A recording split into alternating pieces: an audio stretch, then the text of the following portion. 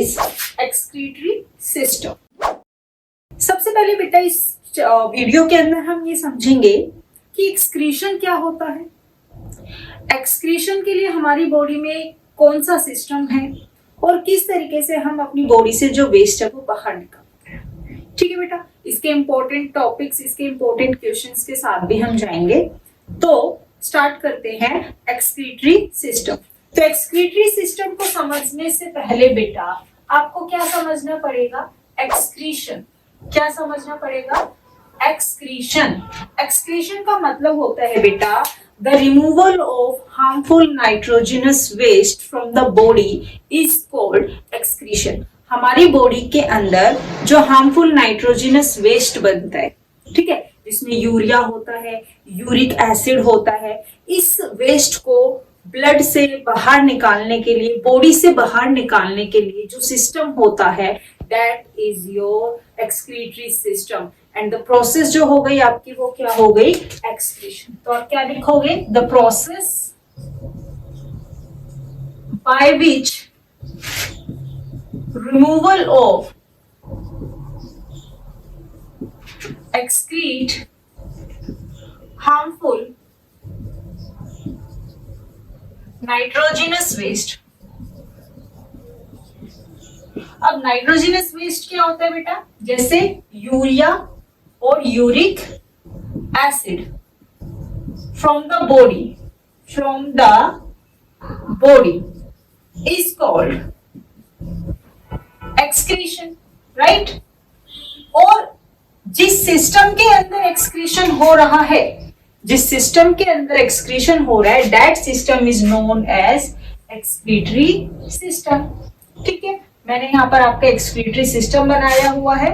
Excretory system जो हमारी body में क्या है बेटा, एक्सक्रीटरी सिस्टम हमारी बॉडी में है किडनी। क्या होती है, किडनी, जो हमारे हार्मफुल नाइट्रोजनस वेस्ट को, यूरिया और यूरिक एसिड को ब्लड से फिल्टर करती है, ब्लड को फिल्टर करती है और इन वेस्ट को बाहर निकालने में हमारी हेल्प करती है। क्या मेरी बात समझ में आई? ये नाइट्रोजनस वेस्ट हमारी बॉडी के लिए बहुत ज्यादा टॉक्सिक है, जहरीले हैं, इनको बॉडी से रिमूव करना जरूरी है। जैसे हमने रेस्पिरेशन का जो वेस्ट है, जैसे CO2 उसको बाहर निकाला था रेस्पिरेशन प्रोसेस से, ऐसे ही जो नाइट्रोजनस वेस्ट होता है उसको हम निकालते हैं एक्सक्रीशन प्रोसेस से बाहर। तो आपके लिए एक्सक्रीशन का डेफिनेशन हो गई, नाइट्रोजनस वेस्ट को बाहर निकालना बॉडी से। और इसमें हेल्प कौन करेगा बेटा, हमारी किडनी करेगी, जो कि हमारी एक्सक्रीटरी सिस्टम है। ठीक है, अब एक्सक्रीटरी सिस्टम को थोड़ा सा हम डिटेल में समझते हैं। This is your excretory system, a pair of kidney. हमारे अंदर कितनी किडनी होती है, 2 किडनी होती है। जो आपकी रीढ़ की हड्डी है, देखो बेटा यहाँ पर जो रीढ़ की हड्डी है, इस रीढ़ की हड्डी के दोनों साइड में, ठीक है, आपकी क्या होती है, किडनी प्रेजेंट होती है। डोर्सल साइड में आपकी किडनी प्रेजेंट होती है, बीन शेप किडनी होती है। उसके बाद ये जो किडनी से ये ट्यूब्स जो निकल रही है, ये दिखाई दे रही है आपको, ये आपकी क्या होती है, यूरेटर होती है।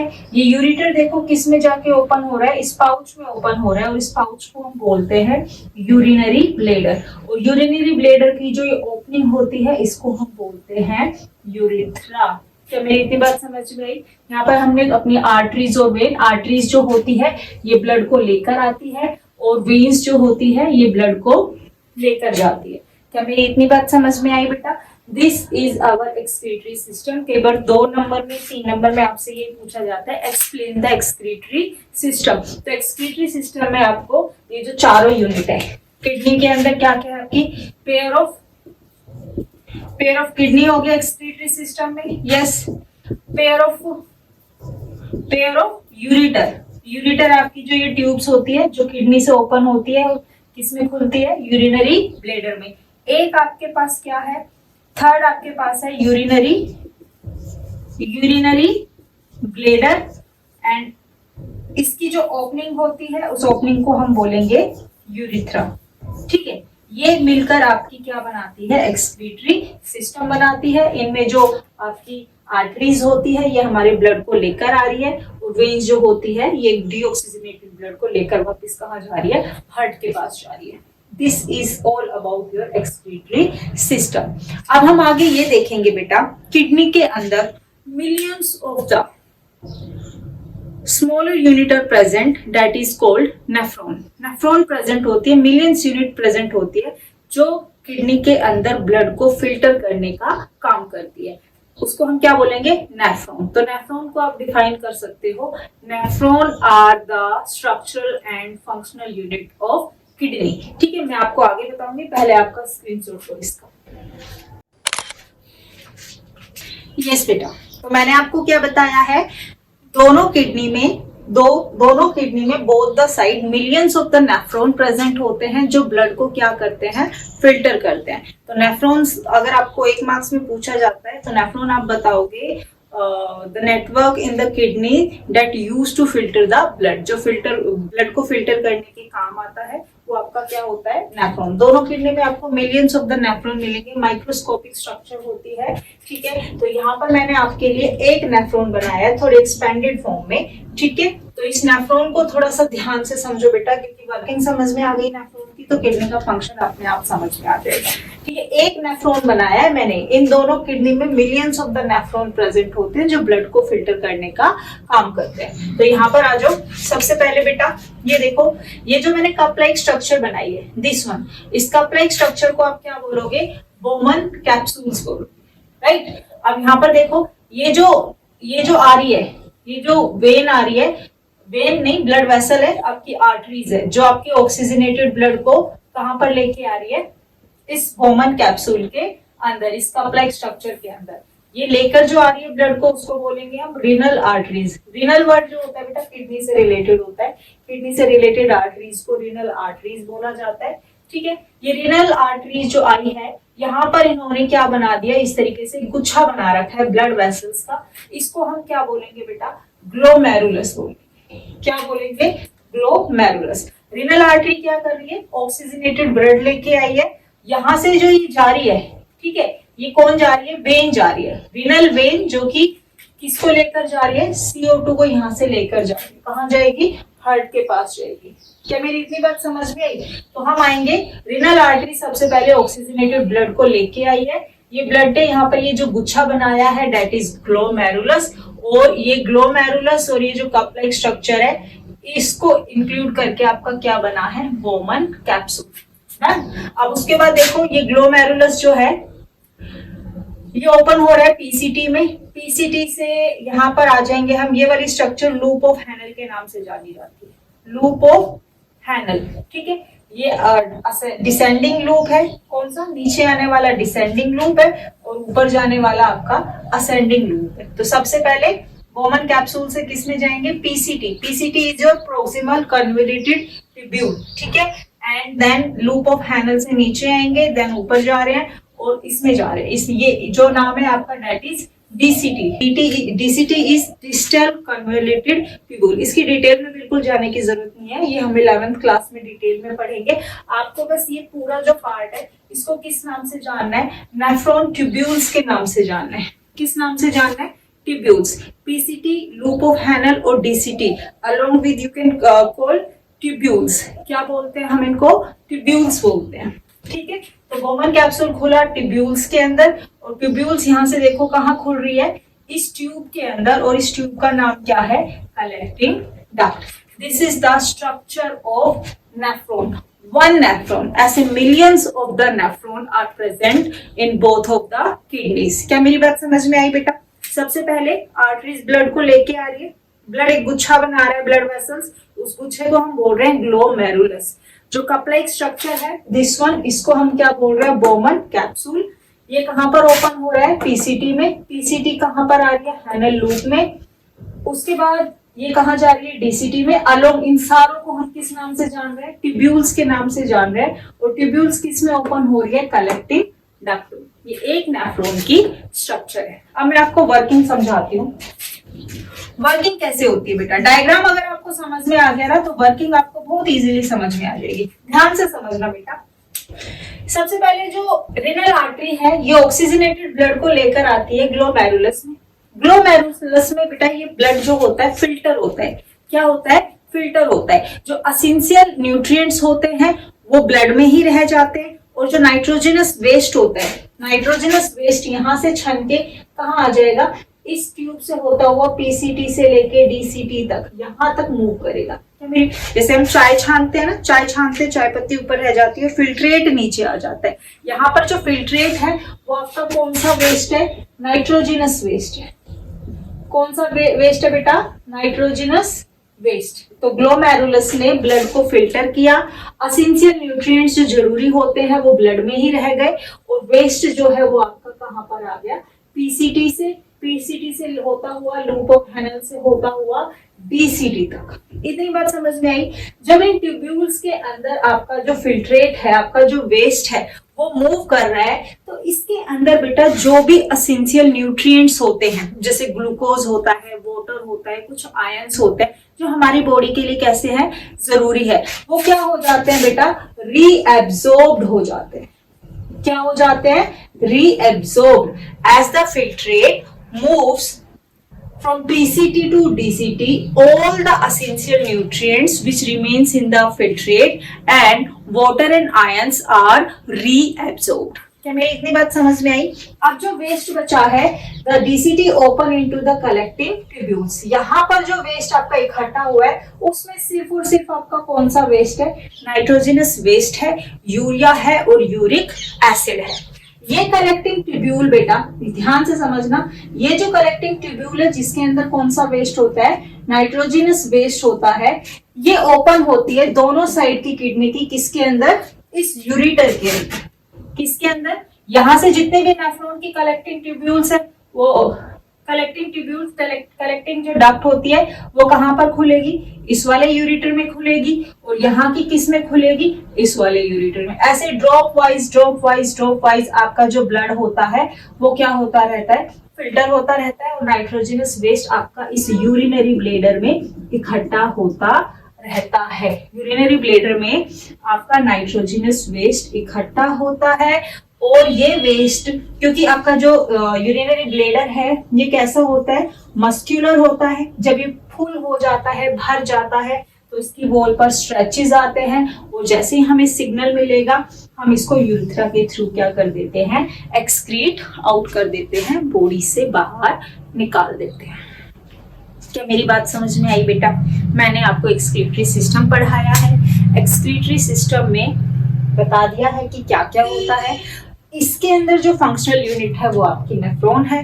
नेफ्रॉन की स्ट्रक्चर आपको पता होनी चाहिए, आपको इसकी वर्किंग पता होनी चाहिए। सबसे पहले आर्टरीज ब्लड को लेकर आती है, ब्लड यहाँ पर छनता है, फिल्टर होता है, फिल्ट्रेट जो होता है जिसके अंदर नाइट्रोजनस वेस्ट है और कुछ एसेंशियल न्यूट्रिएंट्स है, वो पीसीटी से लेके डीसीटी तक क्या करते हैं? मूव करते हैं। यहाँ पर जितने भी जरूरी चीजें हैं जैसे ग्लूकोज है, अमीनो एसिड है एंड आयंस है, वाटर है, वो क्या हो जाते हैं बेटा? रीएब्सॉर्ब हो जाते हैं।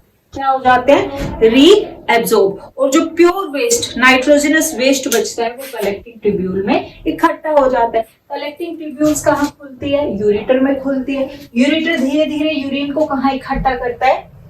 आपके बॉडी के यूरिनरी ब्लेडर में, और जब ये फुल हो जाता है इसको हम यूरिथ्रा के थ्रू एक्सक्रीट आउट कर देते हैं। This is the structural and functional unit of kidney, your excretory system। और ये क्वेश्चन थोड़ा ऐसे भी पूछ लिया जाता है कि how urine is formed in your body। आपकी बॉडी में यूरिन कैसे बनता है? तो ये जो प्रोसेस मैंने समझाई है ये यूरिन फॉर्मेशन की ही प्रोसेस। क्या मेरी इतनी बात समझ में आई बेटा?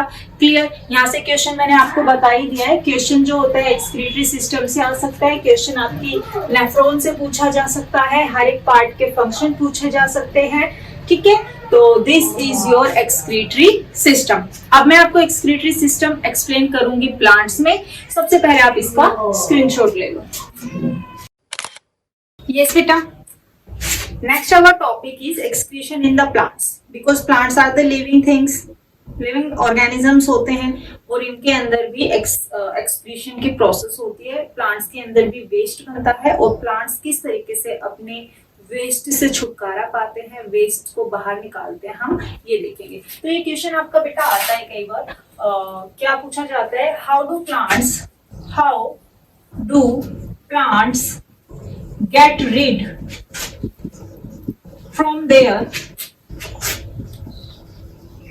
excretory product, right? प्लांट्स जो होते हैं अपने एक्सक्रीटरी प्रोडक्ट से कैसे छुटकारा पाते हैं। ठीक है, तो इसी का मैं आपको कराती हूँ। ठीक है, तो सबसे पहले बेटा हमें ये देखना पड़ेगा कि प्लांट्स के अंदर वेस्ट क्या होता है। अब देखो, प्लांट्स जो होते हैं CO2 को अपटेक करते हैं और ऑक्सीजन को क्या करते हैं, रिलीज करते हैं। तो ऑक्सीजन को रिलीज कर रहे हैं, जैसे हमारे अंदर CO2 एक वेस्ट होता है, ऐसे ही प्लांट्स के अंदर जो ऑक्सीजन होता है वो वेस्ट होता है। और प्लांट्स ऑक्सीजन को कौन सी प्रोसेस से, रेस्पिरेशन प्रोसेस से क्या कर देते हैं, रिमूव कर देते हैं। तो first point, plants excrete oxygen, जो कि क्या है प्लांट के लिए वेस्ट प्रोडक्ट है, by the process of respiration. ठीक है बेटा। अब दूसरा जो बेटा, प्लांट के अंदर एक्सेस वाटर जो होता है, अगर वाटर ठीक ठाक अमाउंट में है तो यूजफुल है, लेकिन प्लांट्स के अंदर अगर ज्यादा पानी भर गया, जैसे मान लो प्लांट्स बहुत ज्यादा बारिश आ गई है और प्लांट जो है उसके अंदर रूट्स ने ज्यादा वाटर को एब्जॉर्ब कर लिया है, तो वो उसके लिए हार्मफुल हो जाता है। तो एक्सेस ऑफ वाटर को जो प्लांट होता है with the help of the transpiration process, transpiration आपको पता है मैंने बताया था, the loss of water from the plants in the form of vapours, पानी से पौधों से पानी का भाप बनकर उड़ जाना क्या कहलाएगा, ट्रांसपिरेशन। तो दूसरी प्रोसेस क्या होती है, plants remove excess of water with the help of transpiration. कौन सी प्रोसेस से बेटा, ट्रांसपीरेशन प्रोसेस से वाटर को रिमूव कर देते हैं। कुछ प्लांट्स ऐसे होते हैं बेटा, प्लांट्स जो होते हैं गम्स की फॉर्म में, लेटेक्स की फॉर्म में, रेजिन्स की फॉर्म में अपने वेस्ट को बाहर निकालते हैं। ठीक है, some plants remove their waste in the form of gums and resins। आपने देखा होगा बहुत सारे प्लांट्स ऐसे होते हैं जिनकी स्टेम जो होती है उन पर गूंद चिपका हुआ होता है, तो वो गूंद जो होता है वो गम जो होता है प्लांट के लिए वेस्ट होता है और वो उसको एक्सक्रीट आउट कर देते हैं with the help of the xylem tissue. इसमें हेल्प करता है, कौन सा टिश्यू हेल्प करता है, जाइलम टिश्यू। क्या मेरी बात समझ में आई बेटा? क्या है कि प्लांट्स के अंदर इतना अच्छा मैकेनिज्म है, जो प्लांट्स की ओल्ड लीव्स होती हैं, पुरानी जो पत्तियां होती है, ठीक है, प्लांट अपने वेस्ट को पत्तियों के अंदर क्या कर देता है, ट्रांसफर कर देता है, और जैसे ही वो पत्तियां नीचे झड़ जाती है प्लांट को अपने वेस्ट से छुटकारा मिल जाता है। क्या मेरी बात समझ में आई? ठीक है, plant removes their waste by transferring them to older leaves। ठीक है, पुरानी पत्तियों में। और कुछ प्लांट्स ऐसे होते हैं बेटा जो रूट्स के थ्रू, रूट भी हेल्प करती है प्लांट्स की वेस्ट प्रोडक्ट को रिमूव करने की। तो रूट जो होती है वेस्ट प्रोडक्ट को कहाँ छोड़ देती है, आसपास की सोइल के अंदर छोड़ देती है, जिससे उनको अपने वेस्ट से छुटकारा मिल जाता है। ठीक है, plants also remove their waste with the help of root. ठीक है बेटा, तो ये कुछ आपके पॉइंट्स हैं जिसमें हम ये देखते हैं कि कैसे प्लांट्स जो हैं अपने वेस्ट मटेरियल से छुटकारा पाते हैं। क्लियर बेटा? तो ये पॉइंट्स आप अच्छे से लिख लेना। मैंने बताया है कि ऑक्सीजन वेस्ट है उसको रेस्पिरेशन से निकालते हैं, वाटर वेस्ट है ज्यादा वाटर उसको ट्रांसपिरेशन से निकालते हैं, इन the form of gums and resins भी निकालते हैं, पुरानी पत्तियों में अपना वेस्ट ट्रांसफर कर देते हैं, और रूट भी हेल्प करती है प्लांट से वेस्ट मटेरियल को आसपास की सोइल में छोड़ने की। तो बेटा हमने कंप्लीटली सक्सेसफुली अपना जो चैप्टर है लाइफ प्रोसेस का वो कंप्लीट कर लिया है। ठीक है, ईच एंड एवरी टॉपिक मैंने बहुत डिटेल में समझाया है, मैंने हर एक टॉपिक में जो इम्पोर्टेंट क्वेश्चंस है उसके बारे में बताया है। ठीक है, तो अब हम अपना नेक्स्ट चैप्टर स्टार्ट करेंगे। सबसे पहले नेक्स्ट चैप्टर स्टार्ट करने से पहले मैं आपसे पूछना चाहूंगी कि नेक्स्ट चैप्टर आप बायो का ही करेंगे या फिर हम केमिस्ट्री की तरफ चले, केमिस्ट्री का फर्स्ट चैप्टर पढ़े, that is chemical reaction and equation. ये बात आप मुझे कमेंट में बताओगे, ठीक है। तो आप ये एक्सक्रीटरी सिस्टम कर लो और लाइफ प्रोसेस को बहुत अच्छे से पढ़ना है, बहुत लेंदी है, बहुत इंपॉर्टेंट है, इंपॉर्टेंट क्वेश्चंस इस चैप्टर से आते हैं, और कोई भी डाउट हो आप उसको कमेंट में छोड़ें। थैंक यू बेटा।